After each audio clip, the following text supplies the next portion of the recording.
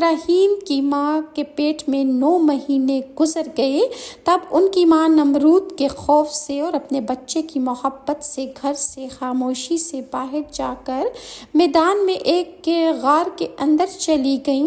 یہ غار حضرت ابراہیم کے والد نے ارد گرد پتھر زیادہ اکٹھے کر دیے تاکہ کسی کو شک نہ ہو کہ اس کے اندر کوئی موجود ہے، اور اسی غار میں حضرت ابراہیم علیہ السلام کی ولادت ہوئی۔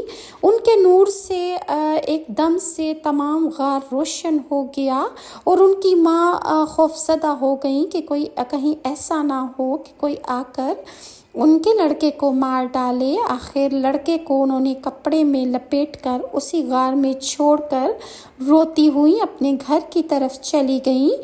اسی وقت جبرائیل علیہ السلام نازل ہوئے اور اپنے دونوں ہاتھوں کے انگوٹھے حضرت ابراہیم کے منہ میں رکھ دیے۔